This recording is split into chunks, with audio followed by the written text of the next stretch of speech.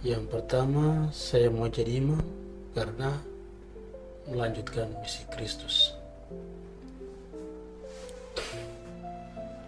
Misi Kristus itu diwujudkan konkret, tapi karena kurang adanya pelayanan, kurang adanya tenaga pelayanan, maka saya mau menanggapi panggilan Tuhan itu untuk menjadi saksi Kristus, menjadi pewartanya bagi sesama yang lain yang ada di pinggir-pinggir sana, sehingga mereka juga bisa mendapat kabar sukacita dari Allah. Dalam refleksi saya bahwa saya menjadi imam, benar-benar mau menjadi imam, benar-benar untuk melayani umat.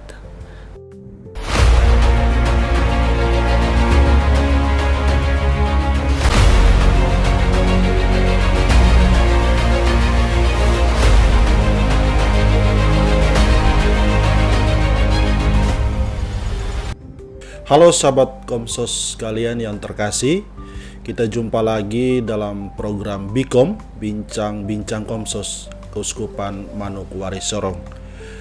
Dan sahabat Komsos sekalian, pada hari ini kita akan berbincang tentang panggilan hidup yang istimewa, panggilan ilahi dengan relasi Tuhan dan juga penyelamatan umat manusia.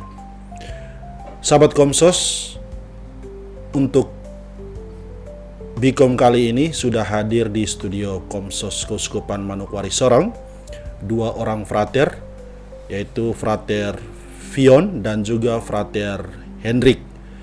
Nah, keduanya ini merupakan calon diakon yang akan menerima tabisan imamat diakonat pada tanggal 2 Februari 2026. Nah, selama kurang lebih 1 jam ke depan, kita akan berbincang-bincang terkait bagaimana panggilan hidup mereka. Untuk itu, saya ucapkan selamat datang kepada kedua frater di studio Komsos Keuskupan Manokwari Sorong. Apa kabar nih para frater berdua? Kabar baik. Kabar baik ya? Sangat baik. Ya, baik.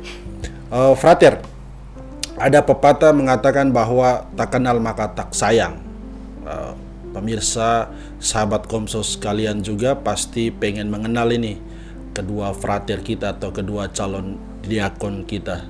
Untuk itu saya berikan kesempatan yang pertama kepada Frater Hendrik ya. Ya, untuk memperkenalkan diri dan juga bagaimana latar belakang keluarga, asalnya dari mana. Mungkin saya persilakan, Frater. Baik, terima kasih atas kesempatannya yang diberikan kepada saya. Perkenalkan, nama lengkap saya Frater Hendrikus Hendi. Hendrikus Hendi ya. Iya. Ya. Biasanya dipanggil Frater Hendrik. Frater Hendrik. Oke. Saya lahir di NTT, Maumere, tanggal 14 Juli 1996.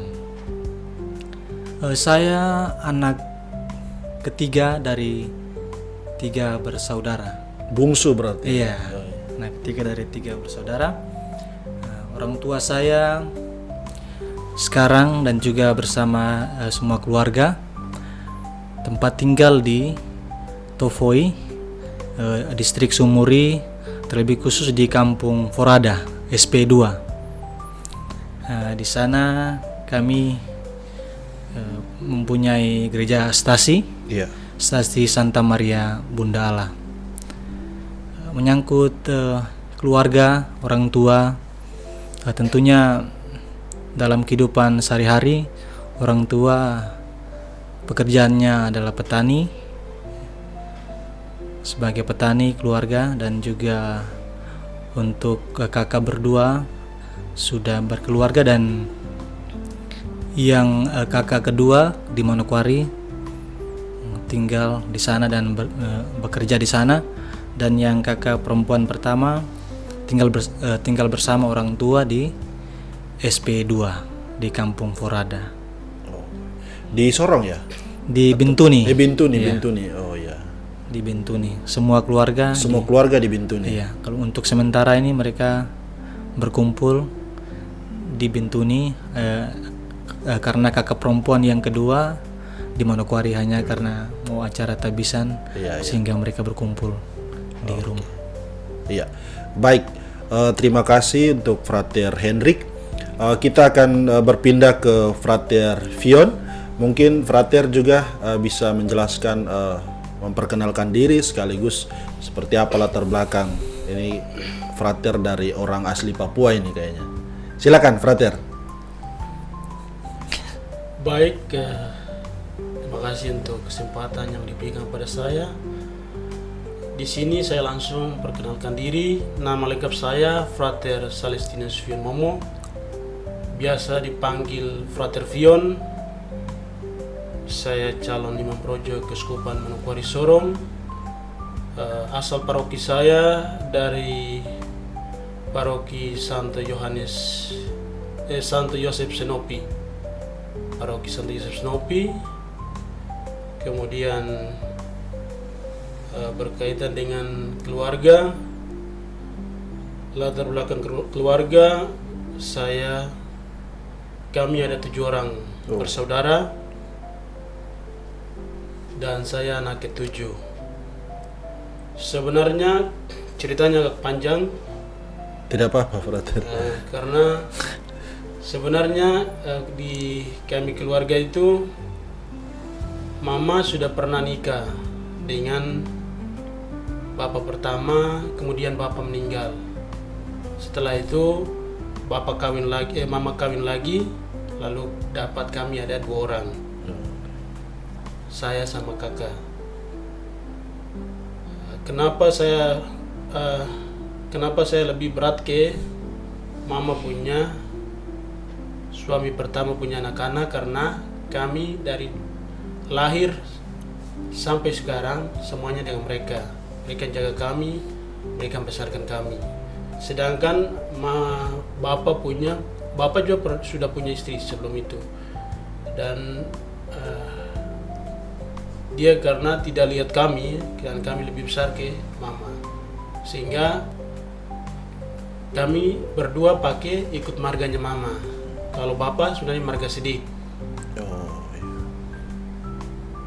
Mungkin itu, sehingga yang saya hitung di sini untuk soal berapa bersaudara itu saya pakai yang mama punya anak pertama, mama punya suami pertama punya anak-anak tambah kami berdua, jadi 7 orang. 7 orang ya.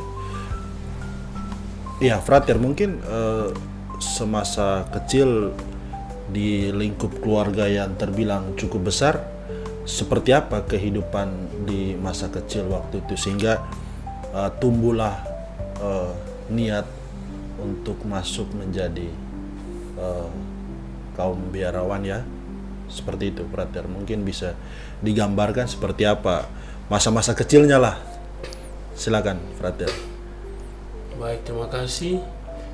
Kalau melihat kembali masa kecil saya rasa agak berat masa-masa itu, karena hidup hanya dengan seorang ibu, dan menurut saya sangat berat.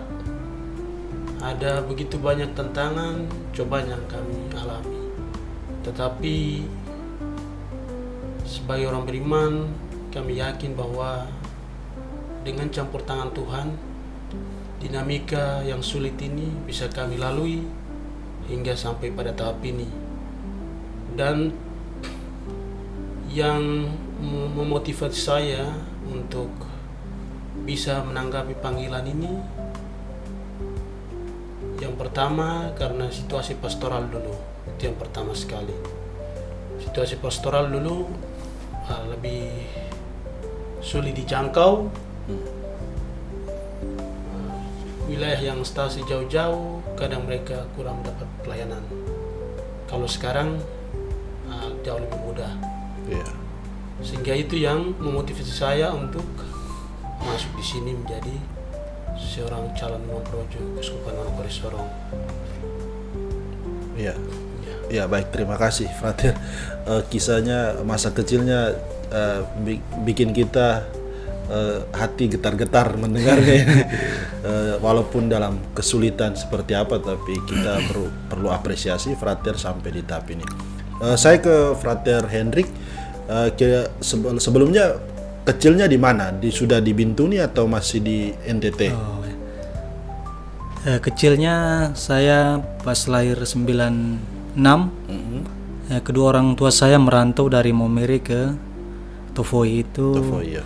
Saya sudah umur 2 tahun dibawa ke Tovoi. Berarti di umur 2 tahun ini ikut perahu atau kapal dari NTT ke Tovoi itu kapal, ya? Ikut kapal ke Tovoi bersama kedua orang tua. Umur 2 tahun ya? Umur 2 tahun. Itu seperti apa yang Frater waktu itu membayangkan, ini kita kemana? Atau seperti apa? Ya, waktu itu pas umur 2 tahun saya juga belum terlalu berpikir tentang itu, namun dalam proses berlanjut ketika setelah dari umur 2 dan seterusnya, tentu saya juga berpikir kenapa sampai bisa ke Papua dan terlebih khusus ke Kampung Forada, Bintuni, Kabupaten Bintuni, Distrik Sumuri. Itu berapa jam dari kota Bintuni itu, Frater? Dari Bintuni itu ke tempatnya Frater ke Tovoi itu kalau macam kita harus dari ini Sorong dulu, dari Sorong pakai kapal feri. Iya. Ke ada satu pelabuhan Babo namanya, Distrik Babo. Oke. Nah, Distrik Babo langsung di situ kita turun, kita pakai perahu kecil ke Tovoi. Sehingga kalau macam saya yang tinggal di Tovoi berarti tidak langsung ke Bintuni kota. Jadi dari Babo langsung ke. Iya, dari Babo saya ini turun dari kapal itu perintis itu kapal itu pakai ini perahu yang ini fiber dan lain-lainnya itu ke Tovoi. Ke Tovoi, ke distrik Tovoi. Jadi tidak langsung ke Bintuni kota. Jadi Bintuni kabupatennya, distriknya distrik Sumuri yang saya tinggal. Oke, baik. Frater berarti besarnya di masa-masa kecilnya di Tovoi sampai besar SMA-nya di sana tuh. Iya. SD dulu waktu itu tidak ada TK. SD di Kampung Forada, di SP2, SD Impres Kelapa 2, SMP juga demikian, SMP Perintis Kelapa 2 di Distrik Sumuri. Namun pas SMA saya ke Bintuni Kota. Di SMA YPPK Santo Arnolus Jansen yang dikelola oleh pastor-pastor SVD di sana. Dan di sana tinggal di asrama. Setelah tamat SMA baru melanjutkan ke seminari. Oke. Seminari pun saya masuk kelas persiapan atas. Seminarinya di Sorong sini. Seminari Sorong Petrus Van Diepen. Ya. Kelas persiapan atas ya 2015-16. Nah, setelah itu baru sampai di titik ini, terus mengikuti tahap-tahap tahun rohani di Sorong dan studi dan lain-lainnya. Oh, jadi SD-nya di Bintuni. SD-nya ya. Semua sampai SMA. SD-nya di Distrik Sumuri. Oh iya. SD, SMP. SMA-nya di kabupatennya, di kota. Seperti apa kehidupan di Bintuni yang Frater rasakan masa-masa SD sampai SMA sehingga akhirnya memutuskan untuk ikut sekolah di seminari. Di sana fasilitas pendidiknya seperti apa, terus kehidupan sehari-hari siswa-siswa SD di sana waktu yang Frater alami seperti apa? Ya baik saya kehidupan saya karena latar belakang orang tua saya petani, sehingga ada waktu itu diatur oleh orang tua saya. Walaupun kedua orang tua saya petani, namun ada dua poin besar yang dinasihati atau memberikan nasihat kepada saya dari orang tua, bahwa situasi itu saya harus mulai belajar untuk bekerja membantu orang tua. Setelah itu diberikan nasihat juga untuk selalu aktif dalam kegiatan gereja, sehingga menjadi poin pentingnya adalah diikut kegiatan gereja situasi. Sehingga dalam proses itu akhirnya saya bertemu dengan para pelayan gereja, para pastor CM di sana. Di situ sehingga mulailah saya, karena karya pelayanan mereka yang penuh dengan totalitas, kesungguhan, sehingga saya berpikir saya harus mengikuti jejak mereka. Dalam karya pelayanan mereka dan juga dalam kegiatan gereja dan juga perjumpaan dengan para imam di sana. Sehingga saya tertarik dan masuk seminari dan sampai saat ini saya. Baik. Ya, terima kasih Frater. Kalau Frater Vion SD atau masa-masa pendidikan SD, SMP, SMA-nya di mana? Kira-kira? Baik. Saya dilahirkan di Senopi pada 5 September 93. Setelah itu dibesarkan di sana dan SD di sana juga. Mulai masuk, kami di kampung kadang tidak sekolah sesuai dengan masa yang ditentukan oleh pemerintah atau resmi. Jadi kadang terlambat masuk. Akhirnya saya masuk SD mulai 2005. Tamat 2010 di SD YPPK Santo Yosef Senopi. Setelah itu lanjut di SMP Seminari Petrus Van Diepen Naimas Kabupaten Sorong. Lalu lanjut SMA-nya, tapi sampai 2015 saja. Setelah itu saya lanjut di luar, selesaikan SMA-nya di luar. Di mana itu? Di SMA Negeri 2 Imas Kabupaten Sorong. Kabupaten. Setelah itu lanjut masuk lagi di sini sebagai calon imam Projo Keuskupan Manokwari Sorong. Berarti kedua frater bertemunya di Seminari Petrus Van Diepen. Ya, bertemunya di Seminari Petrus Van Diepen dan lanjut juga di tahun rohani. Tahun rohaninya di mana? Tahun rohani di Sorong sini, di Asrama Agustinus tinggal. Waktu itu pembangunannya belum selesai di Nabire tahun rohani, sehingga kami di Sorong di Keuskupan. Berdua sama-sama ya? Iya, sama. Satu angkatan. Ya. Di tahun rohani memang ada, bukan hanya KMS tapi semua calon imam Regio Papua. Iya. Kalau tahun orientasi pastoralnya ya, yang di SMA Agustinus tadi, bukan? Tidak, itu tahun rohani. Tahun rohani. Iya. Tahun rohani 1 tahun. Selama berapa lama tahun rohaninya? 1 tahun. 1 tahun saja. Iya. 1 tahun di sini. Berarti berdua masuk Seminari Petrus Van Diepen tahun berapa? Ya, kalau saya bertemu dia. Iya. Coba Frater ceritakan bagaimana bertemu pertama. 2016 setelah kami tamat SMA, dia itu hari sudah masuk KPA, kelas persiapan atas di Seminari Petrus Van Diepen. Jadi setelah dia di KPA, kami di SMA kelas 3. Saya di luar. Dia di luar. Jadi setelah saya mau masuk kembali, akhirnya diterima. Lalu pada suatu hari pas kami mau tes untuk masuk STT, akhirnya disitulah kami bertemu. Di Jayapura? Tes di sini. Di sini ya. Setelah itu melanjutkannya di Jayapura kan? Setelah itu baru nanti masuk tahun rohani. Tahun rohani di Sorong di Asrama Agustinus tinggal. Iya, dinyatakan lulus. Itu tahun berapa tahun rohaninya? 2016-17. Setelah dari tahun rohani, alur lanjutnya kemana?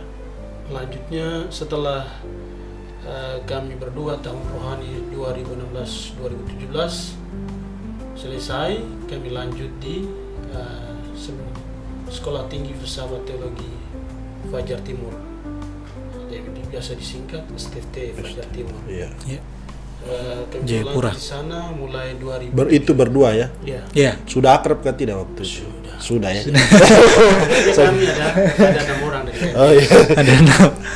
6 orang ya? Iya, untuk dari KMS. KMS dari Keuskupan Manokwari Sorong ada 6 orang frater, seorang frater calon Projo Keuskupan Manokwari Sorong. Nanti dalam tahap-tahap baru dengan sendirinya ada memutuskan secara bebas pilihan mereka selanjutnya. Iya. Mungkin Frater Hendrik berarti masuk di seminar sekolah tinggi itu tahun 2017 ya? Iya, 17. Seminari ya. Iya, seminar tinggi sama-sama. 2017 ya. Setelah dari tahun rohani sini Tahun rohani di sini berangkat sama-sama. Itu di Jayapura kan? Iya. Iya. Di sana bagaimana proses kuliah S2 ya, kalau di kaum awamnya kuliah S2 gitu ya. Tapi S1, S2. S1 S2 kan? Iya. Itu bagaimana perjalanan Frater berdua? Mungkin dari Frater Hendrik dulu. Ya, baik ya. Frater pasti baru pertama ke Jayapura waktu itu. Iya. Atau Itu baru pertama kali. ya, silakan coba cerita. Ya, setelah dari tahun rohani ke sana 2017 ya. 17 ya. Dalam proses awal perkuliahan ya, di sana bukan hanya kuliah tapi hidup sebagai seminaris juga dituntut di sana sebagai calon imam dan juga sebagai mahasiswa ya. Iya. Mahasiswa calon imam. Tentunya hal pertama menjadi kesulitan bagi saya dalam penyesuaian untuk bagaimana menghadapi tugas-tugas yang begitu banyak dalam perkuliahan itu tentunya. Iya. Dan juga menyangkut hidup sebagai seorang seminaris ya. Ada begitu banyak aturan dan lain-lain. Iya. Nah, di situ saya berpikir bagaimana saya bisa menyesuaikan dan juga mencari cara yang pas, yang tepat dalam menjalani proses perkuliahan dan juga maupun hidup sebagai seorang seminaris. Tentu bagi saya memang awal-awal sangat sulit. Namun ada jalan keluar yang saya temukan, tentunya berbagi cerita, bertanya kepada kakak-kakak ini frater di sana. Ya, bagaimana cara mengatasi itu semua, kesulitan-kesulitan dalam perkuliahan dan juga dalam hidup sebagai seorang seminaris, aturan dan lain-lain. Iya. Tentunya banyak hal yang saya dapatkan. Hal yang paling penting adalah bagaimana saya mengatur waktu. Ya, karena bagi saya yang baru terjun ke dunia pendidikan, sekolah tinggi filsafat teologi dan juga sebagai seminaris, calon imam, tentunya berat bagi saya. Dan juga hal yang penting yang saya dapat bahwa mengenai pembagian waktu, atur waktu yang baik, sehingga apapun situasinya, apapun tugasnya bisa terselesaikan dengan baik. Ya, tidak terlepas dari kesulitan-kesulitan penyesuaian. Ada tugas lah, ada inilah dari kampus, ada lagi tugas dari seminari, dari wisma, ada kegiatan, jadi susah, sangat susah untuk mengatur waktu itu semua. Namun ya kembali lagi ada hal-hal yang saya dapatkan dari sharing-sharing dan juga dari bertanya di kakak-kakak tingkat, ya, ada jalan keluar bagi saya juga. Dan juga yang paling terpenting di sana pembina yang juga membantu dalam proses hidup di seminaris, baik seminaris maupun di kampus STFT Fajar Timur. Jadi memang bagaimana membagi waktu itu itu yang paling penting ya. Karena di seminari Van Diepen mungkin jam terbang kesibukannya masih setengah di bawah, tapi kalau sudah sekolah tinggi ya memang pembagian. Kalau Frater Vion seperti apa nih? Apakah kesulitan juga membagi waktu atau sering pulang kampung? Frater pasti bukan pertama kali dong ke Jayapura. Pertama kali juga ya. Bagaimana ini? Orang dari Senopi tiba-tiba tiba di Jayapura. Baik, terima kasih. Berkaitan dengan yang itu, setelah kami tahun rohani di sini 2017, kami mau berangkat ke sana. Itu hari sempat pembina dibilang seperti ini, karena saya temani mereka sudah di luar, kami lain ada libur, salah satunya saya dari KMS. Iya. Saya tidak sempat sama-sama mereka untuk Iya. Lalu pas sudah mau dekat masuk, sudah saya dari sini, kakak mereka beli tiket, lalu saya naik pesawat. Orang pertama naik pesawat sendiri sampai di Jayapura.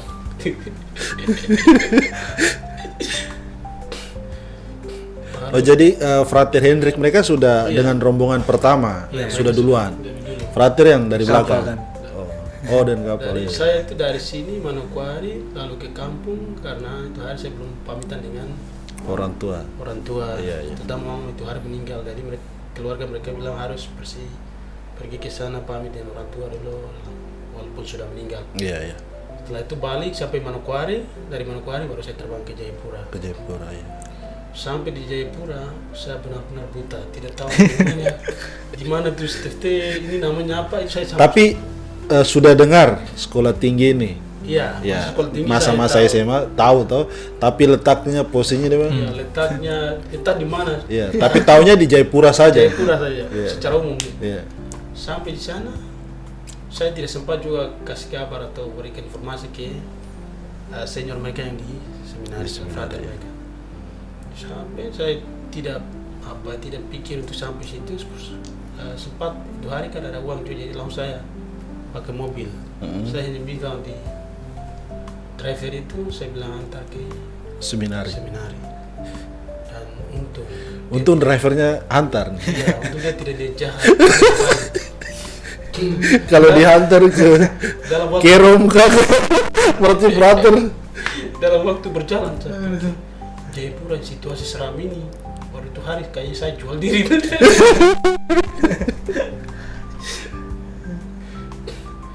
Tapi ya, saya bersyukur hari ini diantar sampai sana, ya sampai sana lalu mereka sudah sediakan tempat apa. Masa itu pembinanya itu Pastor Jan van Bees, Pastor Van Bees. dia yang terima kami Iya. dalam hal ini, menyediakan tempat tidur bagi kami, kasur apa semua untuk kami tidur. Setelah itu dalam waktu berjalan untuk daftar dan persiapan lain selanjutnya, memang ya banyak tantangan masa-masa awal Iya. karena kita baru beranjak pada tahap yang lebih tinggi, sehingga di situ prosesnya agak sedikit rumit karena mengalami satu tahap yang agak beda. Yang dulunya mungkin di SMA para guru mereka praise atau Betul. mereka begitu banyak memberi perhatian, tetapi di masa-masa kuliah banyak waktu diberikan kepada mahasiswa. Sendiri yang Iya, mahasiswa lebih yang banyak belajar. mengatur jamnya Jam. belajar, Iya. jamnya kerja tugas, jam semua diatur sendiri. Sehingga di situ ya kadang mengalami berbagai tantangan juga. Artinya sebagai anak muda Iya. pasti jiwa untuk bersenang-senang itu Setuju, ya, Rat, ya. tinggi. Mau nongkrong-nongkrong Iya. pasti ada lah. Sementara tuntutan kampus Tutup iya. tinggi juga. Jadi bagaimana itu frater? Setiap kali kami masuk pulang pasti ada tugas. Tidak luput dari tugas itu. Itu pasti mereka kasih tugas. Iya, iya. Dan di sana punya punya risikonya itu kalau mereka kasih tugas hari itu kita pulang tidak kerja, di saat terakhir kita ngebut-ngebutan, Oh, iya. bisa tahan mata atau bisa mati sampai dari malam sampai pagi, bahkan bisa lanjut dari pagi sampai siang dan sore. Itu sudah pernah terjadi. Iya, iya. Frater mengalami. Saya alami itu memang.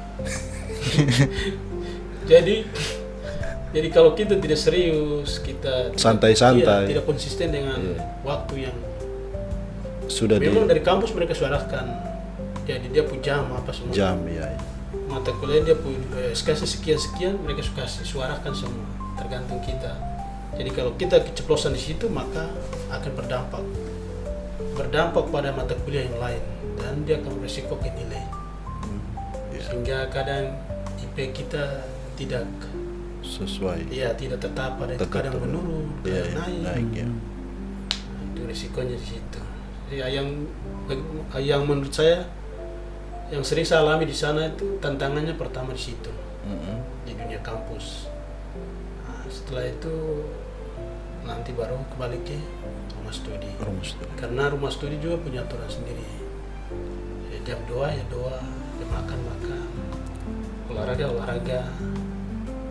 Kalau kita ikuti irama yang ada baik kampus maupun rumah studi, maka kita akan rasa baik-baik saja. Iya. Iramanya akan mengalir terus. Tapi kalau kita sering telat sedikit untuk mengikuti ritme hidup sebagai orang panggilan khusus, pasti akan mengalami banyak dampak-dampaknya. Salah satunya yang konkret yang sering terjadi yaitu bisa penundaan dan lain-lain. Itu kira-kira frater mulai penyesuaian untuk bisa ritmenya stabil dengan kehidupan di sana berapa tahun setelah masuk di sekolah tinggi itu? Yang saya masih ingat dan itu tuh sekitaran 1 tahun setelah itu. 1 tahun. Ya.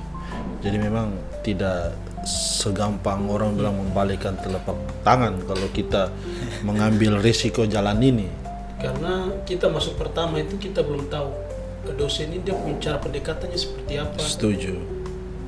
Karakternya, iya. apa maunya, iya. Kalau rumah studi ya sudah jelas dia aturan mainnya sudah ada.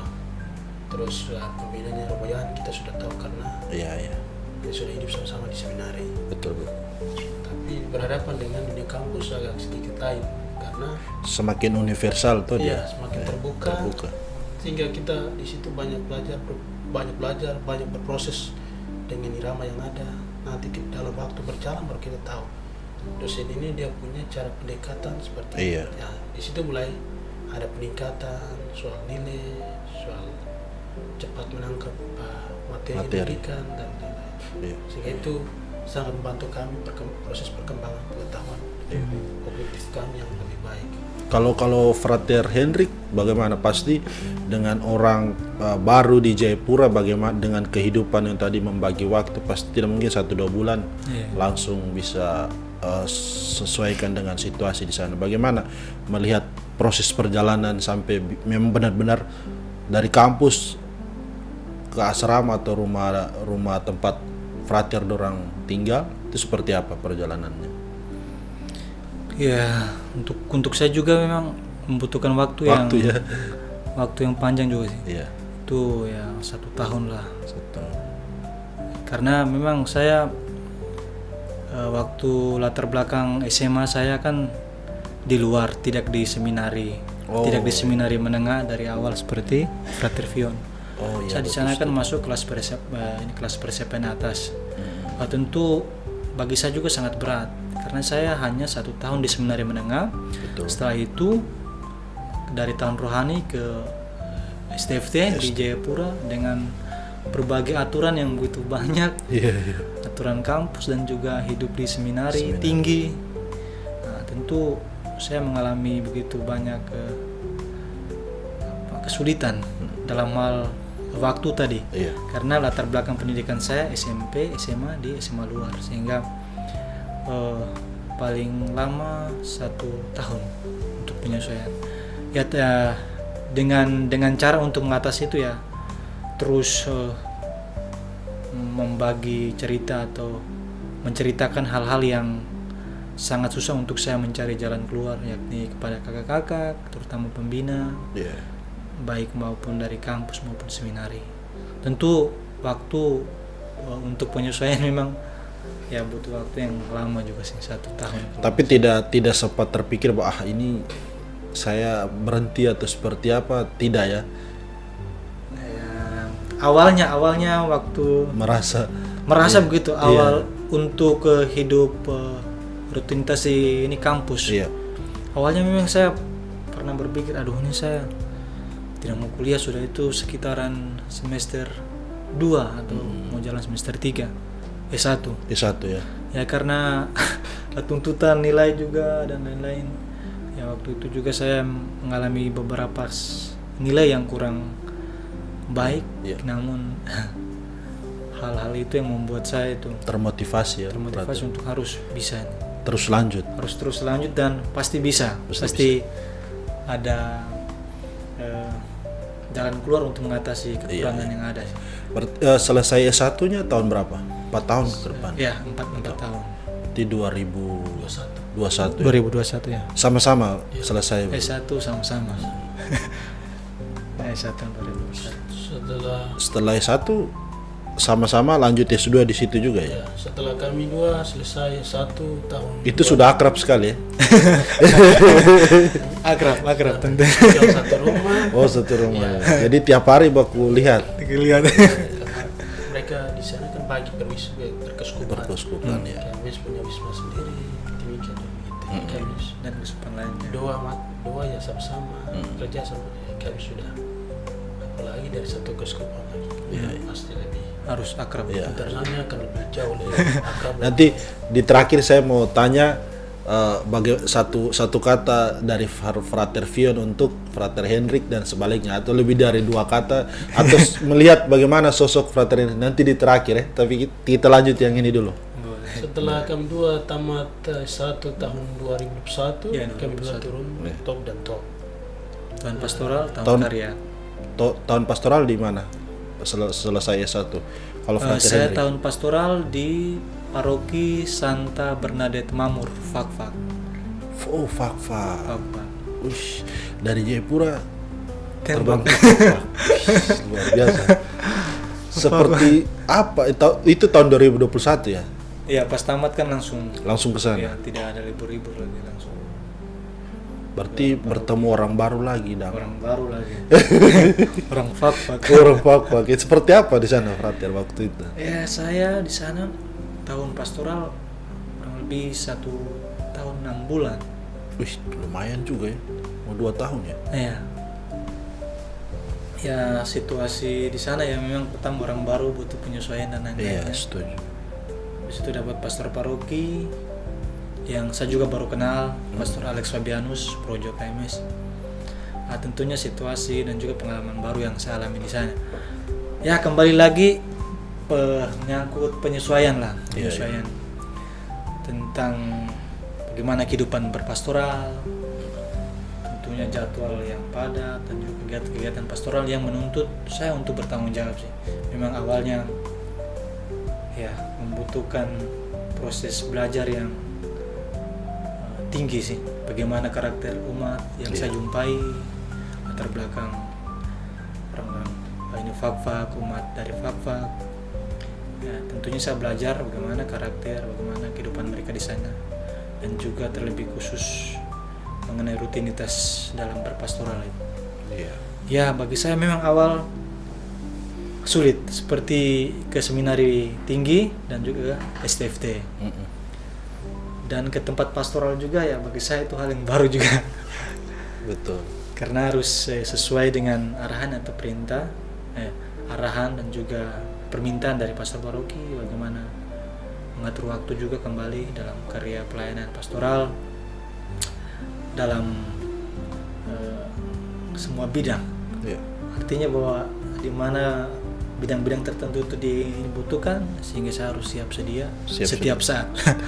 Jadi harus dia ada penyesuaian juga, ada kesulitan juga tentang bagaimana melaksanakan setiap tugas yang ada, baru juga bagi saya.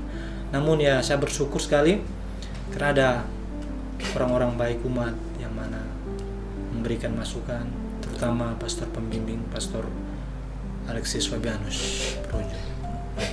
Baik. Jadi di Fakfak, Iya. Frater. Kalau Frater Vion, tahun pastoralnya di mana setelah S1? Saya tahun pastoral dan tahun karya di satu tempat yang sama, yaitu Paroki Sang Gembala Baik Masni Manokwari, Provinsi Papua Barat. Oh, di Manokwari ya? Ya, SP8. SP8. Saya punya pastor Berarti pendamping. sudah tidak asing dong? Iya, Di tempat hanya itu. paroki itu saya baru tahu. Oh, baru tahu. Iya. SP8 jauh sih dari Manokwari. Tapi kalau dari Tamero mungkin lebih dekat, ya. lebih dekat ya. Tapi biasanya kami lewat itu, saya pikir itu di samping-samping itu hutan. Ternyata ada gereja dalam. Ternyata di dalam itu ya semua kota. Sudah maju bagian dalamnya.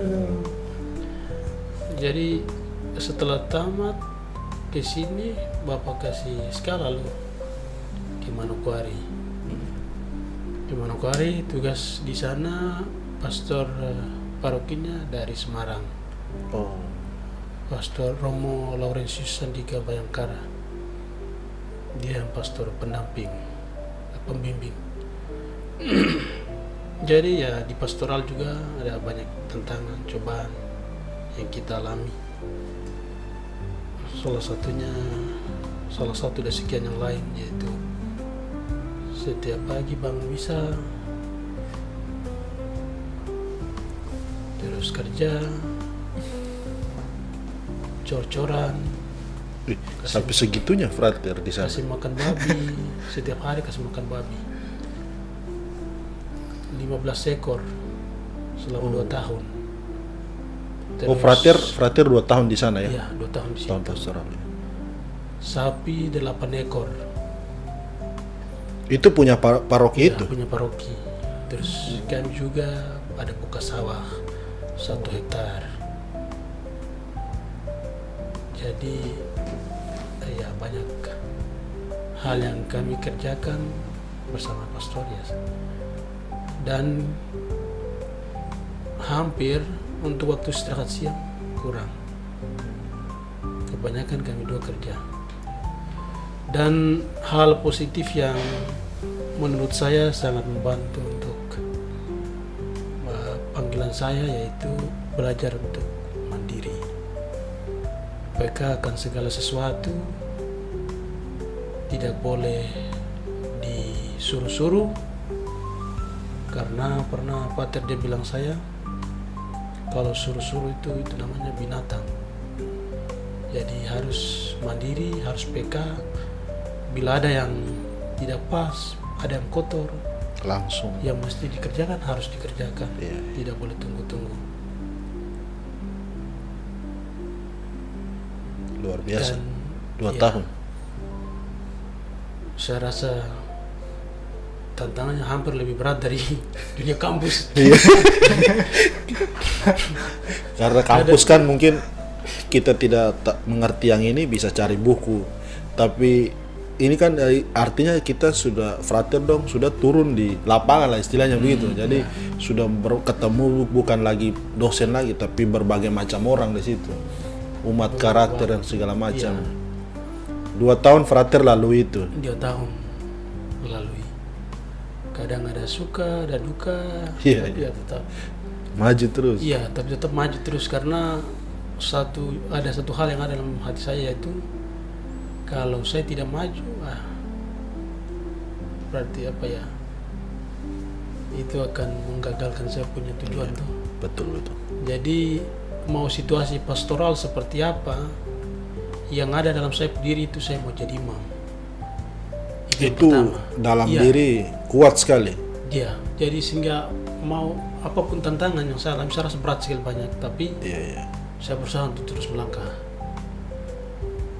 Pernah itu saya sedikit lebih motivasi ini chat ke bapak, ada dia tantangan-tantangan. Tapi ya saya pikir, aduh nanti saya bagaimana, saya bersabar. Iya. Dan satu hal tadi saya pikir, saya mau jadi imam. Jadi kalau saya begitu bisa menggagalkan saya punya Panggilan. tujuan, Ya. panggilan. Setuju. Tapi saya mau tanya ke frater berdua, mungkin banyak penonton kita sahabat Komsos atau umat ataupun umat lain atau dari teman-teman dari agama lain pengen tahu kenapa setelah menjalani S1 para frater harus terjun top ke berbagai paroki, misalnya dibagi seperti itu. Tujuannya apa? Setelah tujuannya ke para paroki-paroki ini, mungkin berdua bisa menjelaskan dari frater Hendrik dulu. Saya setelah frater mereka sudah S1 harus tahun orientasi pastoralnya ke paroki, harus ke paroki. Itu tujuannya atau apa? Maksud dan tujuannya seperti apa? Untuk mengembangkan apa dan seperti apa? Mungkin bisa dijelaskan. Ya, Ya, silakan, baik. frater. Setelah kuliah tentunya segala macam teori sudah didapatkan ya di S1 STFT. Tujuannya adalah ya, yang pertama pas kalau macam perjalanan ini lancar, perjalanan panggilan ini lancar dan jadi imam, sehingga ketika jadi imam hal-hal seperti dalam kegiatan pastoral dan kegiatan lainnya, terutama dalam hidup sebagai seorang imam. Tentunya Di tengah tujuannya, itu ya. tadi ya, umat. Jadi dengan adanya ini pastoral, tahun karya tentu membantu itu kelak nanti jadi imam. Bagaimana cara melayani berpastoral yang baik, bagaimana Jadi cara, sudah ada gambaran seperti itu ya? sudah ada gambaran, sehingga macam ada banyak hal yang dipelajari. Oh ya, ada banyak hal, mungkin keterampilan apa yang kita harus kembangkan, dan juga dalam bidang-bidang tertentu atau bidang-bidang secara umum lah. Itu sangat membantu ketika nanti jadi imam. Seperti yang saya katakan, bahwa kalau perjalanannya ini lancar sesuai dengan rencana Tuhan, jadi pastor, ya dari pengalaman dari tahun pastoral karya itu bisa membentuk, bisa menjadi suatu ilmu atau bahan pembelajaran ketika bekal ketika nanti jadi imam. Ya, tentu dalam hal berpastoral untuk mendampingi umat, melayani umat dalam bidang apapun itu, dalam posisi atau jabatan apapun itu nanti ketika jadi imam. Nah, itu bagi saya memang sangat penting dalam tahun pastoral itu dan juga tahun karya itu. Ya, mungkin ada tambahan dari Frater. Baik, terima kasih. Mengapa kita harus turun top dan top? Yang saya pahami itu kita mau lebih konkret untuk mengetahui, memahami secara real situasi pastoral yang dialami oleh umat, terus bagaimana hal-hal yang bisa diambil oleh seorang pelayan pastoral. Karena orientasi kita sudah jelas mau jadi imam, entah nanti setelah pulang pastoral seperti apa itu pilihan selanjutnya, tapi yang pertama adalah mau jadi imam. Sehingga dengan turun top dan talk seperti itu sangat membantu kami setelah kami pulang studi lalu akan ditabiskan, dan itu tidak akan membuat kami merasa sesuatu yang baru, karena sebagai pengalaman setidaknya kami sudah mendapatkan, dan mungkin akan membantu kami untuk hal-hal apa yang akan kami buat di pastoral ketika kami jadi imam. Ya, sehingga talk itu bagi saya itu wujud konkret dari ilmu yang kita dapat. Kita mau tarik ilmu itu sampai kena konteks, atau sampai pada realitas yang ada.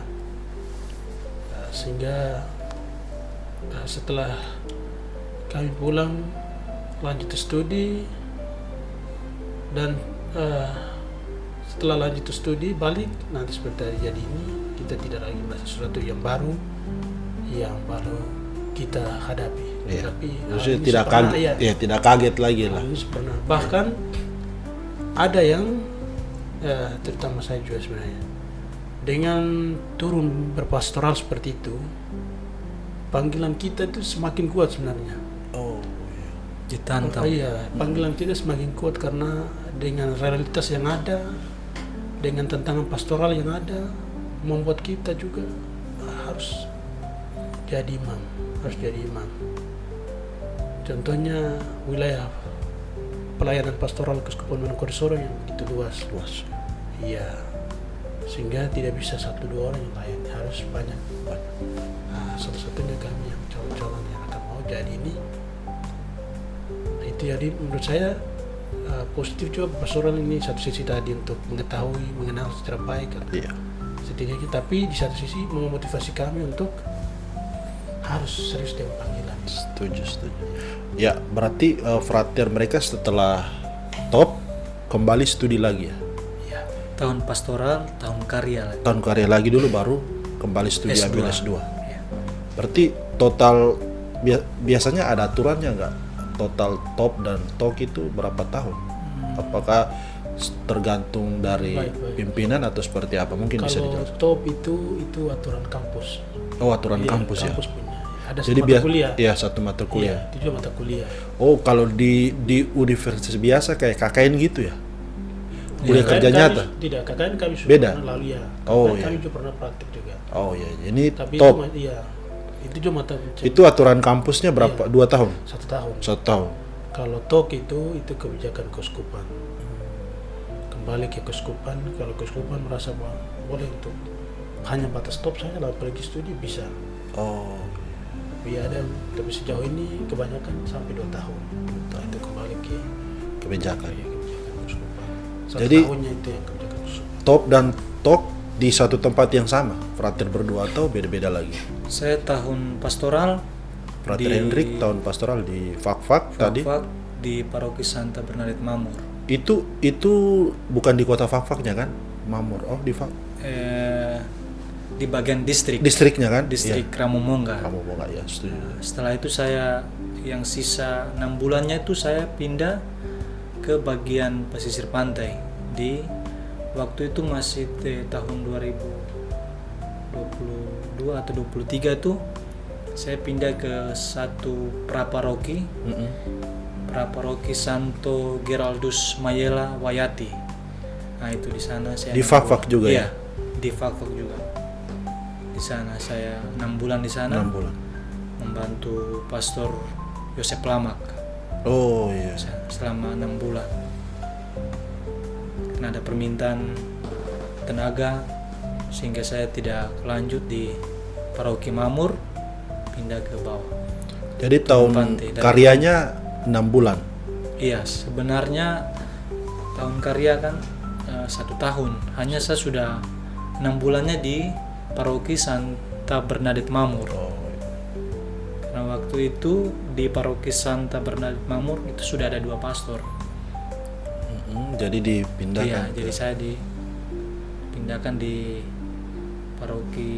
Praparoki Santo Geraldus Mayela Wayati di sana. Ya, saya mau tanya ke Frater Hendrik. Sudah lewati TOK. Ya. Kira-kira apa yang Frater lihat dari kehidupan umat beriman di sana itu yang paling memotivasi bahwa saya harus jadi imam?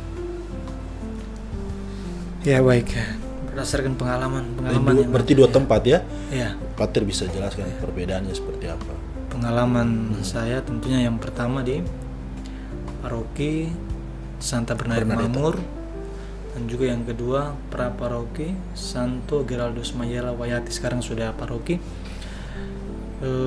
Hal-hal baik atau hal-hal positif yang sangat mendukung hingga saya sampai berada di titik ini tentunya melihat dari kehidupan umat yang sederhana, tetapi mereka totalitas sekali dalam mengikuti atau dalam mengambil bagian dalam karya pelayanan di gereja. Kebanyakan umat di sana petani, sehingga dari mereka punya kesederhanaan, totalitas diri, terlebih khusus di dalam karya pelayanan pastoral, mengambil bagian dalam tugas-tugas gereja. Tentu hal itu yang membuat saya juga untuk belajar bahwa ketika menjadi imam, ya hal-hal sederhana yang seperti itu yang harus saya kembangkan dalam diri saya, bahwa dengan segala kerendahan hati, dengan segala totalitas diri, penyerahan diri dalam setiap tugas yang diberikan dalam berpastoral nanti itu. Sehingga hal-hal itu yang sangat mendukung ya. Selain juga ada banyak tantangan-tantangan lain yang dari luar. Namun hal-hal positif itu yang membuat saya untuk terus maju, kuat lah. Hal-hal yang sederhana namun punya dampak atau ini makna yang besar untuk saya. Iya, baik. Terima kasih Frater. Kalau Frater Vion sendiri top berada di paroki yang sama. Iya. 2 tahun di situ berarti. 2 tahun di situ. Berarti pasti punya cerita dan juga kisah-kisah di sana bagaimana memotivasi dan memperkuat diri untuk tetap maju nanti menjadi imam. Seperti yang saya tadi tanyakan ke Frater Hendrik. Silakan, Frater. Yang menjadi motivasi untuk menanggapi panggilan Tuhan ini, yang pertama itu medan atau wilayah pastoral. Wilayah pastoral yang agak sedikit terbuka dan dilayani oleh satu pastor.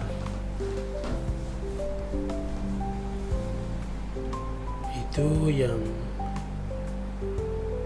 bagi saya sangat itu yang memotivasi saya untuk menanggapi panggilan Tuhan. Karena di sana itu ada 6 stasi dan 3 lingkungan yang juga berada di daerah yang agak sedikit jauh-jauh. Dan biasanya itu pastor itu dia mulai pelayanan itu mulai dari hari Sabtu sore sampai Minggu malam baru dia itu pulang. Ya Sabtu pelayanan, setelah itu balik pagi di pusat paroki, setelah itu siang di satu stasi, setelah itu baru malam sorenya di satu stasi lagi. Jadi target dia biasanya dalam sebulan dia harus layani semua stasi dan 3 lingkungan yang ada. Dan ini yang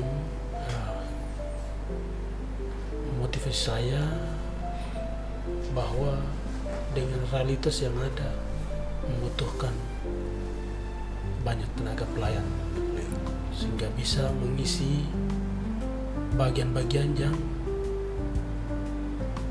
kosong atau bagian-bagian yang tidak sempat di situ.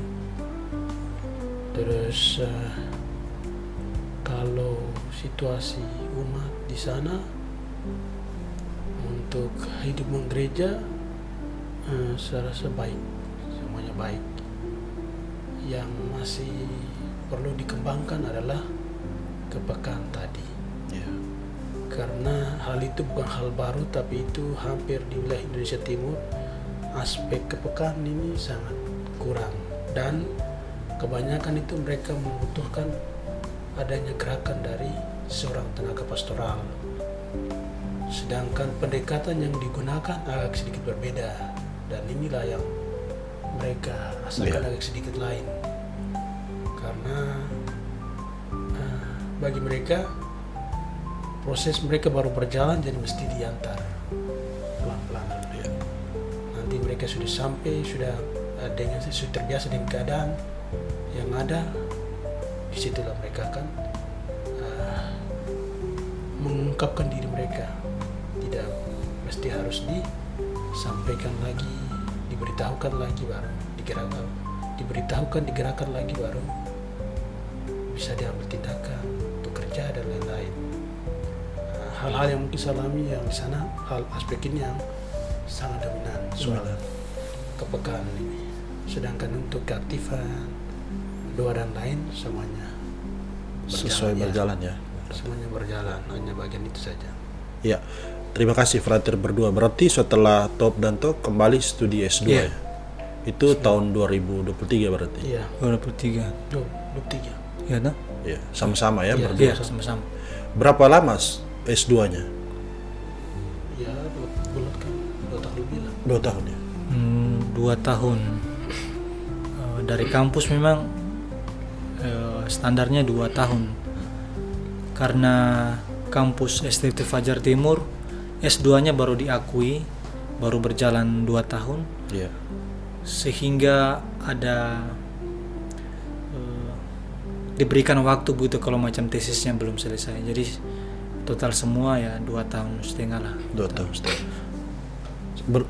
Berdua ya, Frater berdua. Ya. Baik. Meluruskan apa? Selarat yang pernah Pater Kons sebagai apa ya? Ketua program studi. Ketua program studi bagian pasca sarjana. Ya.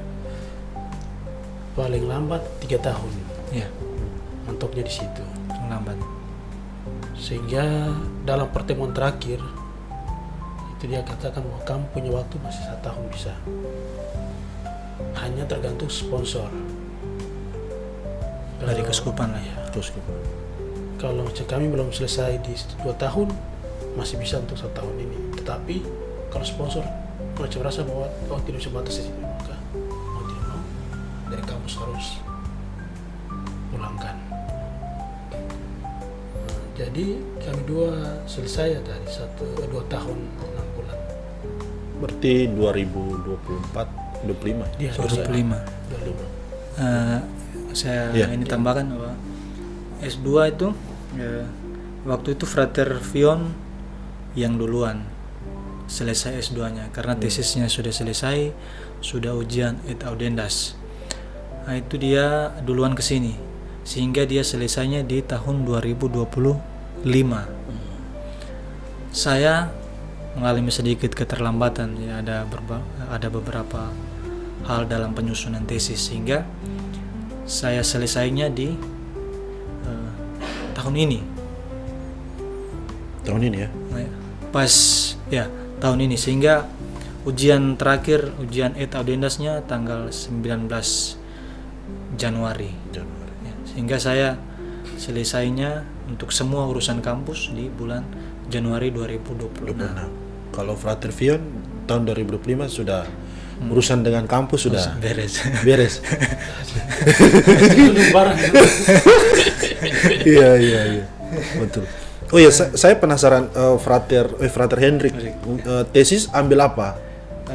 Tesis saya tentang judulnya tentang pastoral keluarga dalam gereja sinodal berdasarkan Amoris Laetitia. Objek penelitiannya di pastoral di Ya, paroki. pastoral. Saya pustaka saja. Saya pustaka, ya. pustaka hanya menyangkut sumber untuk setuju. persoalan-persoalan dalam keluarga ya. Saya Iya. bisa baca dari sumber-sumber pustaka, ada penelitian-penelitian dalam artikel atau jurnal. Kalau Frater Saya punya judul tesisnya itu pendampingan pastoral bagi kohabitasi Katolik di paroki Santo Yosef Sinopi. Kohabitasi atau konkubinet atau kumpul kebo. iya. Frater angkat yang itu Iya. ya. Jadi ya Penelitiannya cukup sulit berarti. penelitiannya di Snoopy. Sinopi agak sedikit ini karena ya kebanyakan Iya. orang-orang sendiri tuh. Iya. Mudah dipermudah ya. Oke, baik. Kedua frater yang terkasih, kita sudah berbicara banyak terkait mulai dari perkenalan hingga pada pendidikan sampai pada S2 dan segala macamnya tadi. Sekarang mungkin kita agak lebih deep, lebih dalam. Saya mau bertanya ke Frater Hendrik duluan lah. Ini pertanyaan mungkin umat juga banyak atau orang di luar juga sudah banyak. Kenapa sih mau jadi imam? Apa enaknya jadi imam? Ini misalnya netizen lah umat kenapa sih mau jadi imam? Ini pertanyaannya klasik. Saya tanya lagi nih. Silakan Frater Hendrik. Ya baik, terima kasih ya.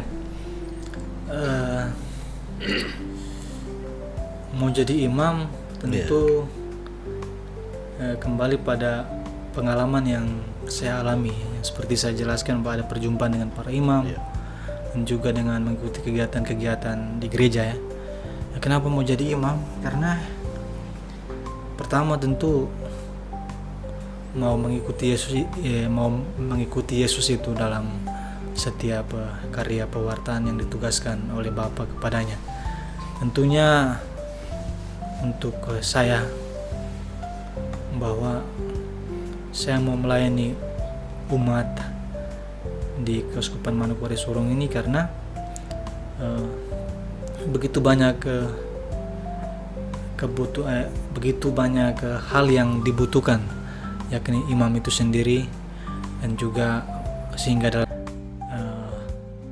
semua itu karena perjumpaan dengan para imam dan juga kegiatan gereja dan juga panggilan dari Allah itu sendiri tentunya, sehingga dengan segala apa yang saya peroleh, apa yang saya dapat, rahmat yang saya dapat, sehingga saya benar-benar mengabdikan diri menjadi imam untuk melayani umat, terlebih khusus umat yang ada di Papua ini, orang asli Papua, sehingga semua apa yang menjadi cita-cita saya dan apa yang menjadi harapan saya pas jadi imam tentu melayani mereka.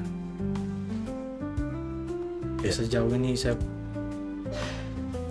berpikir bahwa memang pertanyaan itu memang klasik tapi memang mendalam bagi saya, bahwa memang saya benar-benar jadi imam untuk melayani dengan apa yang saya miliki dalam perjalanan hidup ini. Ya. Baik, terima kasih. Kalau Frater Vion dengan pertanyaan yang sama, pertanyaan klasik, kenapa sih menjadi imam? Dokter, polisi, tentara masih ada. Silakan, Frater. Baik, terima kasih. Yang pertama, saya mau jadi imam karena melanjutkan misi Kristus. Misi Kristus itu diwujudkan konkret, tapi karena kurang adanya pelayanan, kurang adanya tenaga pelayanan, maka saya mau menanggapi panggilan Tuhan itu untuk menjadi saksi Kristus, menjadi pewartanya bagi sesama yang lain yang ada di pinggir-pinggir sana, sehingga mereka juga bisa mendapat kabar sukacita dari Allah.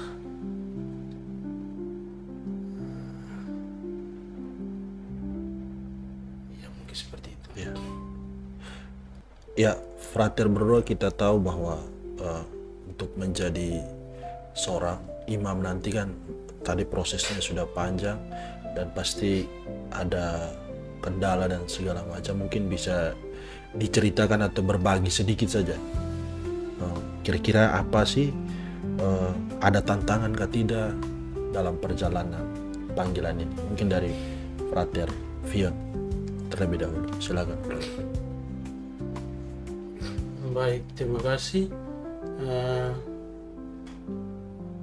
Kendala itu sudah pasti ada. Tantangan-tantangan sudah pasti ada. Dan yang paling hebat itu adalah tantangan yang datang dari dalam diri kita. Itu punya potensi yang besar. Tetapi ketika kita masuk di sini mau mengikuti dia, kita sudah tahu dia punya resikonya, dia punya tantangannya akan seperti apa. Sehingga dengan itu kita juga setidaknya sudah mempersiapkan diri kita. Walaupun dalam realitas banyak terjadi apa-apa, tetapi sebagai manusia kita punya bekal untuk bisa menghadapi tantangan-tantangan itu. Dan kita juga yakin dan percaya bahwa yang panggil kita di jalan ini adalah Tuhan sendiri. Sehingga dengannya dia juga pasti akan menuntun dan menyelesaikan setiap perkara itu. Seperti yang dikatakan dalam 1 Tesalonika 1:24, bahwa dia memanggil dan dia akan menyelesaikannya. Dia memanggil, dia menyertai, dan dia yang akan menyelesaikannya. Sehingga apapun tantangan, cobaan yang akan kita hadapi dalam panggilan ke depan, kita serahkan ke dalam Tuhan dengan satu keyakinan yang besar bahwa semuanya akan teratasi. Seperti itu. Terima kasih Frater Vion. Kalau Frater Hendrik, seperti apa mungkin ada tantangan dan bagaimana mengatasi tantangan itu sehingga frater tetap pada jalur untuk menuju menjadi seorang imam nanti. Silakan frater. Baik, terima kasih. Dalam perjalanan memang yang saya rasakan selama ini hingga saat ini juga begitu banyak tantangan dalam hal bagaimana saya itu bisa mengontrol diri saya. Tentu tantangan itu membuat saya secara pribadi itu keluar dari saya punya jalan, artinya jalan yang saya sudah bangun, jalan yang benar ini, jalan yang benar yakni jalan yang mengikuti Yesus. Dengan adanya ini tantangan, itu secara manusiawi saya keluar dari jalan itu. Artinya bahwa tantangan terus ada dalam perjalanan hidup saya, bahwa kita ingat juga Yesus pun demikian, mengalami berbagai tantangan, godaan. Tentu terlepas dari itu bahwa sebagai manusia pasti begitu banyak ya hal yang saya alami. Tantangan bagaimana saya harus dipengaruhi untuk tidak setia dalam setiap tanggung jawab dan tugas saya. Selain itu, bagaimana tantangan itu mempengaruhi saya untuk tidak taat dengan pemimpin, dengan pastor ataupun uskup itu sendiri. Tentu tantangan itu juga membuat saya untuk tidak menghayati panggilan ini sebagai panggilan dari Allah yang suci. Semua tantangan-tantangan itu tentu membuat saya keluar dari jalan yang benar. Namun saya berpikir bahwa sampai kapanpun dan dimanapun pasti ada tantangan itu. Tentu begitu banyak hal yang muncul tantangan. Namun saya berpikir dan merenungkan bahwa setiap tantangan pasti ada jalan keluar. Dengan cara bagaimana saya itu harus terbuka dengan Allah itu sendiri dalam membangun hidup doa pribadi, terus berbicara dengan Allah dalam doa-doa saya, tentunya memohon bantuan rahmat dari Allah itu sendiri.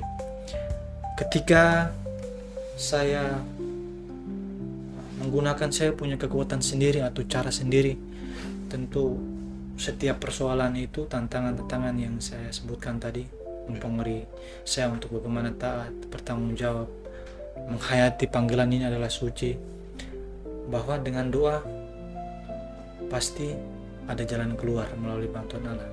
Namun ketika saya menggunakan, saya berpikir dan merenungkan, ketika saya terus menggunakan saya punya kekuatan kemampuan saya ini S2 jadi saya harus mencari jalan keluar sendiri, tentunya saya berpikir bahwa itu akan sulit bagi saya dan itu memang akan sangat mempengaruhi perjalanan panggilan saya. Hal-hal seperti itu sebagai manusia yang memang saya alami, bahwa saya harus ingin cari jalan keluar sendiri, bahwa ini panggilan saya, ini adalah perjalanan saya, dan juga ini adalah pilihan saya. Sehingga setiap tantangan yang ada pasti ada jalan keluar melalui doa-doa dan juga memohon kepada Allah itu sendiri. Jadi hal yang paling berat yang saya pikirkan selama ini, bahwa ketika saya tidak menghayati panggilan itu adalah panggilan yang suci. Ketika saya berbuat dosa atau membuat kesalahan dengan ini tantangan yang ada, tanpa saya memikirkan dan saya tidak berpikir bahwa ini panggilan ini adalah suci, dan saya melakukan hal-hal itu, hal-hal dalam godaan tantangan dan mengikuti hal-hal yang kurang baik, tentu di situ membuat saya merasa kurang pantas ketika saya terus mengikuti tantangan atau godaan itu, dan saya tidak memaknai bahwa panggilan itu adalah suci. Terkadang saya berpikir saya ini tidak pantas sekali untuk mengikuti jalan Tuhan atau panggilan Tuhan ini. Namun terakhir bahwa kembali lagi bahwa saya merefleksikan dan merenungkan bahwa setiap tantangan selalu ada, namun harus berserah dan juga meminta bantuan dari Allah itu sendiri. Nah, itu dari saya. Ya, terima kasih sharing yang luar biasa dari frater berdua. Dan seperti yang sudah kita ketahui bahwa ketika melalui panggilan ini pasti ada moto panggilan atau moto hidup ya. Ya, mungkin saya ke frater Vion. Kira-kira apa ini moto? Baik, terima kasih. Ya, silakan. Moto tabisan diakonat saya Ya. dari Injil Markus 1:17 ayat 1 pasal 17 yang berbunyi demikian, mari ikutlah aku, kamu akan kujadikan penjala manusia. Lalu mengapa saya memilih moto tersebut? Yang pertama sekali yang terlintas dalam benak saya adalah masa saya di luar, dan saya tarik bacaan itu ke konteks saya, masa saya di luar, masa di mana Yesus memanggil mereka yang nelayan untuk harus mengikuti Dia. Dan saya melihat itu hal yang hampir semirip dengan saat dimana saya di rumah, ada salah satu romo, yaitu romo yang fanbase, datang pimpin misa di rumah situ, rumahnya saya. Lalu di situ dia bertanya kepada saya, Vion, kamu mau masuk frater ke tidak? Lalu saya jawab, Romo, saya itu siap saja.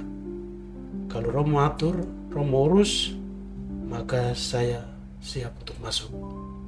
Hal ini yang saya lihat, saya tak hubungkan ke bacaan tadi, bahwa di sini Yesus memanggil mereka mengatakan iya. Di sini Romo Yan mengkonfirmasi saya, lalu saya mengatakan ya. Hanya mungkin konteksnya yang beda. Dan saya melihat bahwa di dalam diri Romo Yan saat itu, untuk konteks sekarang ya, itu adalah Kristus yang hadir melalui Dia. Ya. Dia datang, Kristus menyapa saya melalui Romo Yan. Akhirnya saya bisa sampai sekarang. Karena kita tahu bahwa kalau kita sudah keluar dari seminari gitu baru masuk lagi.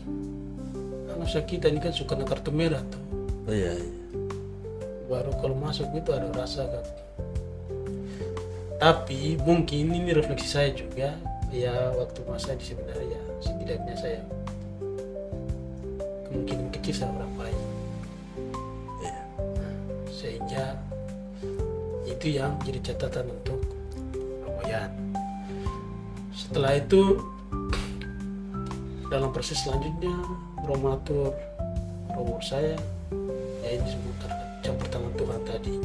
Karena saya melihat di dalam diri Romo Yan itu tadi Kristus yang datang melalui Dia, sehingga semua proses ini diatur. Setelah diatur, dia pergi, dia serahkan stafet itu ke Romo Alo. Nah, lalu dia pesan ke saya, kau punya urusan apa semua nanti dengan Romo Alo. Sehingga setelah dia pergi, saya urus untuk masuk sebagai calon imam, semuanya ke Romo Alo. Yosius Roja Okar. Urus-urus, lalu suatu waktu Romo bilang harus ketemu Pak Uskup. Itu hari saya beberapa kali datang ke keuskupan, kali ketiga kalau pas ada Bapak. Di situ saya ketemu, lalu saya sharing semua apa yang ada, yang saya alami, saya sharing semua. Lalu Bapak bilang, karena kamu sudah 5 tahun di seminari, jadi kamu tidak perlu masuk KPA lagi.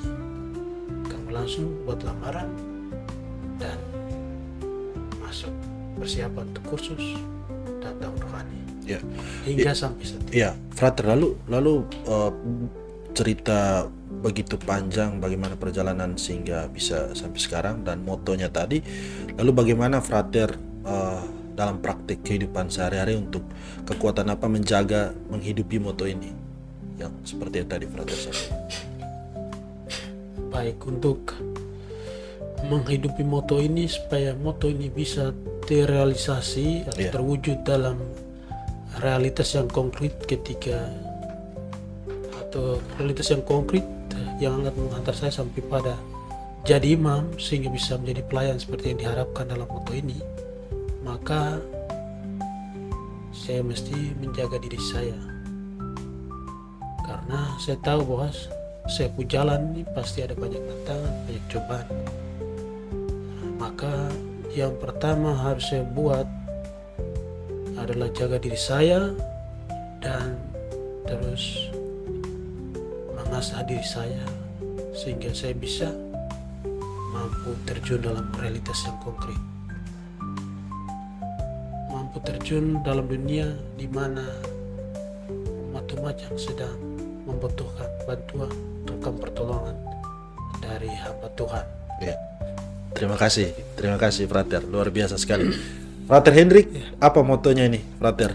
Moto tabisan nanti diakon. Moto saya dari Injil Matius Ya. bab 20 ayat 28 yang berbunyi, anak manusia datang bukan untuk dilayani, melainkan untuk melayani. Ya. Kira-kira apa yang melatar belakangi atau alasan sehingga Frater mengambil Dalam moto? permenungan refleksi saya kembali lagi bahwa ada pengalaman perjumpaan dengan para pastor petugas, para pastor yang bertugas di paroki saya, Kristus Terang Dunia Tovoi, dan juga dengan kegiatan gereja. Tentunya saya memilih moto ini karena bagi saya itu Yesus itu adalah teladan dalam perjalanan hidup saya. Saya belajar dari Yesus bahwa dengan segala kuasa yang dia miliki, dengan segala kemampuan, namun dia datang, dia dengan segala kerendahan hatinya, totalitas dirinya mau melayani umat, sedangkan dia mempunyai begitu banyak kuasa. Nyangkut hal ini juga dari moto ini, saya melihat kembali pengalaman yang tadi saya jelaskan, ada perjumpaan dengan para pastor dan juga ada bagaimana saya mengikuti kegiatan gereja. Dengan perjumpaan dengan para pastor itu, tentu para pastor yang bertugas di paroki saya, Kristus Terang Dunia Tovoi, tentu pelayanan yang mereka lakukan itu penuh dengan totalitas, sehingga mereka datang itu benar-benar untuk melayani umat yang ada. Kami di paroki Kristus Terang Dunia Tovoi. Tentu moto ini berdasarkan apa yang saya refleksikan, bahwa Yesus itu adalah teladan utama dalam perjalanan panggilan saya, yakin dengan segala kerendahan hati, totalitas diri dalam melayani.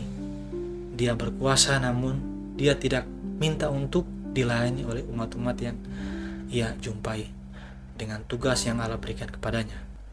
Sehingga dari Yesus yang adalah teladan dan juga pengalaman perjumpaan saya dengan para pastor, tentu itu menjadi hal yang kuat bagi saya dalam menghidupi atau menjalani panggilan saya ini. Sehingga moto ini bagi saya sangat-sangat membuat saya untuk semangat dan juga mempunyai orientasi yang jelas untuk menjadi imam di keuskupan ini. Tentunya dengan segala kerendahan hati, dengan segala totalitas diri, mau melayani umat. Hal itu yang saya renungkan, saya pikirkan. Namun terlepas dari semua itu, bahwa ada segala macam kekurangan yang saya miliki, namun kembali lagi bahwa Yesus adalah teladan, dan juga dengan perjumpaan saya dengan para pastor yang berkarya di paroki saya, tentu itu menjadi suatu kekuatan bagi saya, dan moto ini sangat membantu sekali untuk saya mempunyai orientasi yang jelas menjadi imam di keuskupan ini, tentunya dengan melayani umat di keuskupan ini. Itu dari saya. Iya, Frater, terima kasih. Dengan moto yang luar biasa dan juga perjalanan pastoral studi dan semuanya, kira-kira apa gambaran imam yang diharapkan frater nanti ke depan? Bagi saya, menjadi imam yang tentunya dalam karya pelayanan dengan tulus hati, menjadi imam dalam tugas yang diberikan, menjalaninya dengan tulus hati, menjalaninya dengan totalitas diri, dan juga menjadi imam yang benar-benar melayani kebutuhan umat dalam rohani maupun dalam pelayanan-pelayanan lainnya yang mendukung kehidupan mereka, dengan tanpa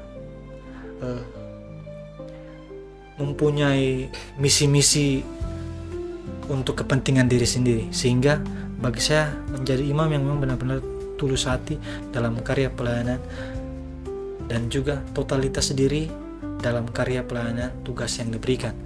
Sehingga bagi saya, menjadi imam yang rendah hati, yang tulus hati dan juga totalitas diri dalam karya pelayanan, bahwa hal-hal itu menjadi berjalan dengan baik dalam karya pastoral, tentunya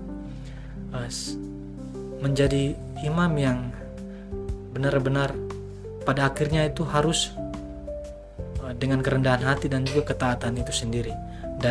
Dengan tulus hati, menjadi imam yang tulus hati, totalitas diri, sehingga dari semuanya itu, dari hal itu bahwa melihat harus ada refleksi bahwa menjadi imam harus taat, sehingga dengan semacam dengan tugas yang diberikan, kita menerimanya dengan setulus hati, menjalannya dengan setulus hati, totalitas sendiri. Pada akhirnya semuanya itu berjalan dengan lancar, dan juga pada akhirnya menjadi imam yang harus benar-benar taat kepada pimpinan, dan juga bertanggung jawab dalam situasi apapun dalam tugas yang diberikan. Jadi menjadi imam bagi saya, kembali lagi bahwa harus tulus hati dalam melayani, totalitas diri, dan juga kembali lagi harus menjadi imam yang taat dan juga bertanggung jawab. Sehingga bagi saya, poin-poin itulah, atau menjadi imam seperti itulah harus perlu ditingkatkan, sehingga dalam karya pelayanan, dalam tugas yang diberikan, tentunya semua berjalan sesuai dengan apa yang diinginkan, apa yang diharapkan oleh setiap umat, dan juga apa yang diharapkan oleh uskup sendiri sebagai pimpinan. Ya. Terima kasih Frater Hendrik. Lalu bagaimana dengan Frater Vion, gambaran imam yang diharapkan seperti apa ke depan? Silakan Frater. Saya mau jadi imam seperti apa ke depan? Iya. Gambaran imam ini kan menuju ke sana tuh, Frater. Ya, bagian ini menurut saya bagian yang juga sangat penting. Betul. Jawaban saya akan bertolak dari moto saya tadi, yaitu imam yang terlibat, imam yang harus terjun atau turun dalam realitas yang konkret, imam yang turut merasakan situasi yang dialami oleh umat, sehingga dengan itu saya bisa mampu mengantar mereka, memberikan peneguhan kepada mereka, dan mereka bisa keluar dari situasi yang ada, seperti yang dikatakan dalam moto saya tadi.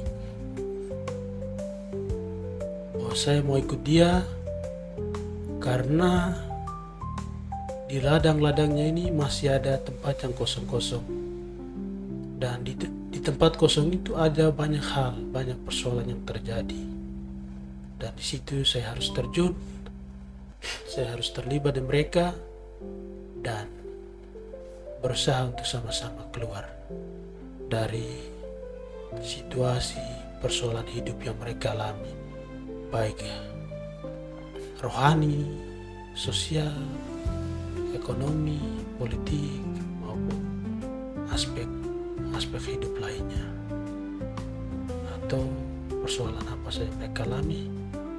Saya berusaha untuk ada di mereka dan sama-sama dengan mereka keluar dari situasi pastoral itu. Itu harapan imam untuk saya ke depan. Itu Luar biasa frater berdua punya harapan. Semoga harapan ini nanti jadi kenyataan, jadi imam yang seperti yang sudah disampaikan. Baik, para frater, kita mungkin sudah berada di penghujung Bikom ini, bincang-bincang Komsos ini. Tapi sebelum itu saya minta para frater menyampaikan satu pesan buat orang muda Katolik kita, untuk bagaimana bisa memotivasi mereka mengikuti panggilan ini. Dari frater Fion deh, silakan langsung kepada teman-teman OMK kita.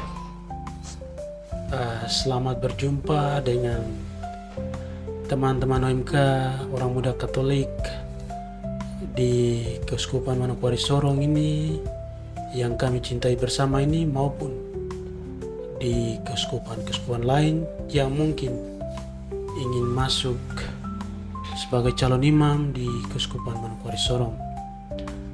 Pesan dari saya, jangan cemas, jangan takut untuk mengikuti Kristus, karena di sana pasti ada jalan yang Dia sudah sediakan. Mari gabung bersama kami di Keuskupan Manokwari Sorong. Mau tunggu baru siapa lagi?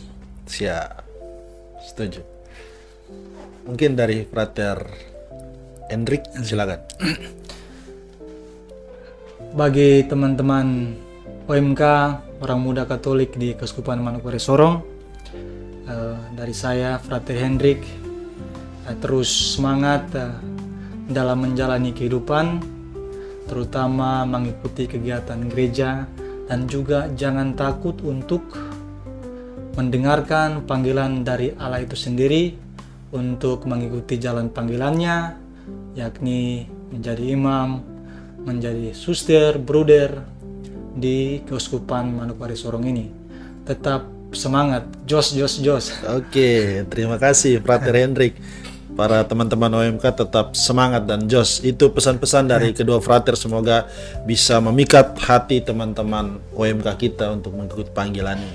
Ya, sebelum saya ke pertanyaan terakhir, sesuai janji tadi, kira-kira dari frater Fion melihat sosok sahabat frater Hendrik, mungkin 3 kata untuk frater Hendrik seperti apa? Orangnya seperti apa selama persahabatan ini? Dekat tuh. 1, 2, 3, terserah. 1 kata kah, 2 kata kah, 3 kata, silakan. Baik ya? Ya, 1 kata berarti. Kalau frater Hendrik ke frater Fion seperti apa nih? Orang senopi. Saya 3 sudah. 3 ya? Ya, banyak ini. Silakan. Yang dari saya, yang pertama, frater Fion baik, Ya, secara semua lah baik. ya. Yang kedua itu orangnya komitmen tinggi,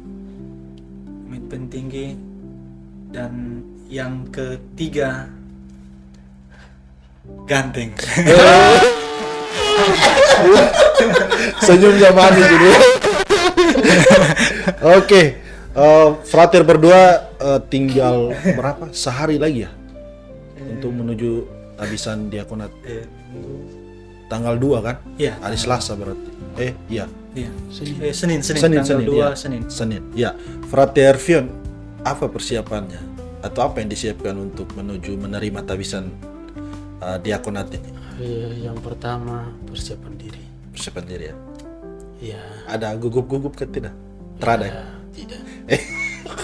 Oke, Persiapan diri siap berkaitan 100%. dengan persiapan diri berkaitan dengan hati yang bersih untuk menjadi tempat tinggalnya Yesus, atau dalam hal ini rahmat itu. Setuju.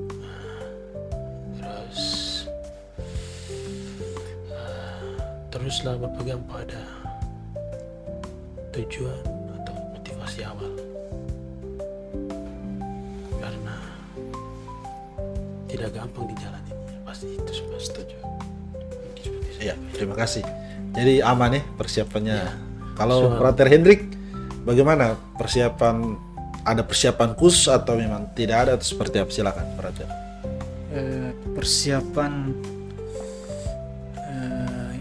yang dilakukan untuk kami berdua itu sudah triduum. Ya, itu secara secara sudah triduum. Namun untuk saya secara pribadi ya. Saya lebih mengambil waktu untuk ke dalam keheningan begitu, dan juga dalam doa-doa pribadi saya. Tentu secara mental dan juga ini agak sedikit gugup dan lain-lain. Tapi orang tua semua sudah di sini berarti. Iya, orang tua siap. sudah di sini. Namun ya saya membutuhkan waktu yang hening dengan doa pribadi dan juga hal-hal